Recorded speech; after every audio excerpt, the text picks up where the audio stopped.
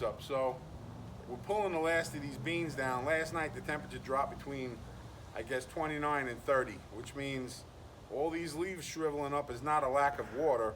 It's time to start picking the last of our, whatever you want to call these test crops. We planted these in September, and I learned you don't want to plant crops in September or the end of September. Actually, it was the end of September, middle of September. I have to go back and check the video.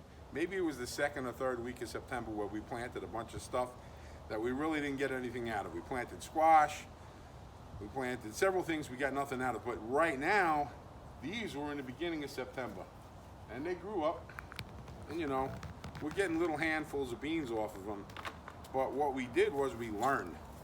We learned that we need to plant them earlier. This year has been wonderful. We have a couple of groups we watch on YouTube, some channels. One of them is Appalachian Homestead, and she, Tara, has this bean tunnel. And every time my wife played that video, I saw that bean tunnel, I said, I'm gonna have a bean tunnel.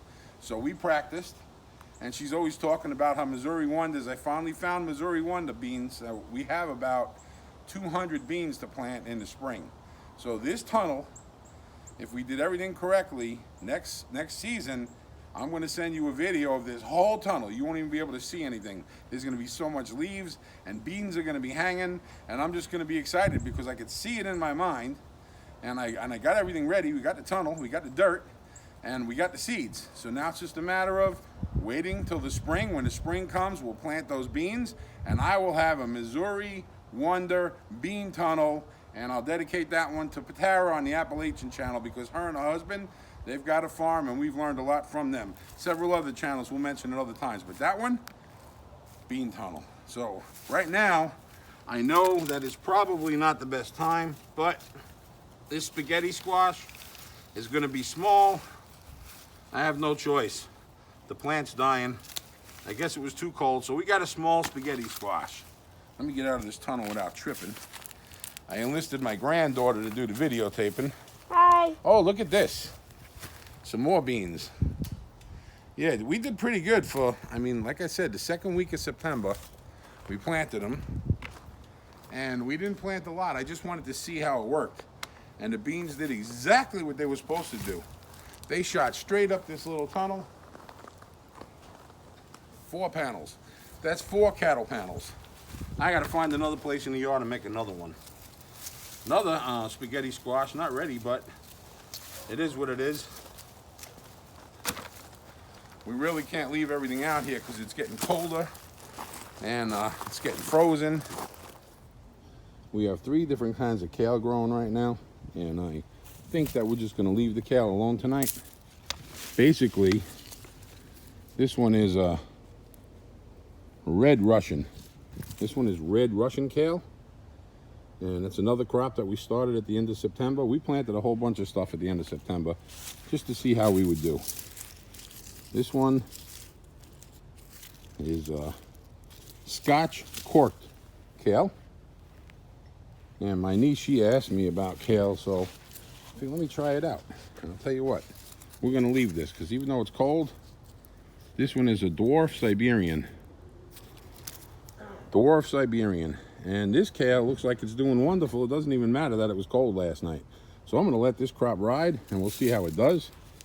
But over here we got our black seeded lettuce. This black seeded lettuce, I just picked a whole bunch of it because it didn't look like it was doing good with the frozen temperatures last night. So we had learned about this from Hollis and Nancy in Florida. They have a homestead, Hollis and Nancy, the little dog Bing Bang. So my wife puts them on a lot. I get to watch them. And they were talking about this black seeded lettuce, so we bought it and we grew it. So now we know next season we're gonna go ahead and we're gonna make some tables and we're gonna grow it in containers like he does. He's doing it very successfully. I just wanted to see what it tasted like, and it's wonderful. And tonight we're gonna have a salad. I'm gonna go to the other side of the yard, but I'm gonna turn the camera off and splice it together. It's time to pick those other tomatoes. Even though they're doing good, I don't want them to freeze. All right, bye-bye. I'm on my way over from the lettuce to go pick some tomatoes, but I thought I'd stop. This year, I think we spent almost $1,800 on bags of mulch and bags of black cow. This black cow is growing the heck out of our crops, but it's expensive for me. I can't afford to just keep buying, 30, 40, 50 bags at a clip. So this year we started composting. There's our first compost pile. We've got some bags of coffee grounds on top we still have to open. This was our second compost pile. This right here is our third compost pile. And yesterday I found people bagging leaves. If you bag leaves at your house and you put them out at the street, I am going to take your bag leaves and I'm going to turn them into compost. Free compost, a little bit of work, a little bit of gas. So we got a whole bunch in the front of the house and we got a bunch right here. But we got compost this year. So next year, hopefully, what did I just step in? Oh, a bag of coffee grounds. Man, do we have coffee grounds. Yeah, we get them all from the coffee house. So let's work our way. Filling up all of these raised beds, $2,000 almost. At least $1,800 between mulch and black cow. So this over here, we're not going to cut these either because they look like they're doing just fine with the cold. This would be our turnips. This right here would be our Swiss chard. And over there, some Chinese radishes. So I'm going to turn the camera off again. I'm going to cut some of this chard because apparently I can't do both video and cut. Right back. I guess I'm kind of on target a little bit. These leaves up here are starting to turn, and they were thriving a few days ago. So tomato plants do not like to freeze. So I can see right now, this is as close as I'm going to get to vine ripened tomatoes. Let me twist this bad boy off. It started to turn. I guess that's a 1/4 vine ripened tomato from November 14th, 2022. Oh, 2022. I should just stop using the dates and type it in when I put the video up. So I look like a knucklehead. Here's another one. Partially ripened on the vine. So hopefully it's got that vine ripe flavor. I'm going to go hide those in the closet for a few days. Make me a tomato sandwich. I don't know if I should pick I gotta pick them. If I don't pick them and they freeze, I'll feel like a fool. Folks, it's hard when you're learning. You have to make some choices and you can't put them back on the vine. How about I pick half of them? I'm gonna pick half of them. I'll pick half. I know they'll ripen in the house. And the other ones, if they die, they die. But at least I learned. And that's what I'm trying to do this year. I'm trying to learn. These tomato plants, most of the tomato plants doing good. Most of it's doing good. But some of these leaves are not doing so good.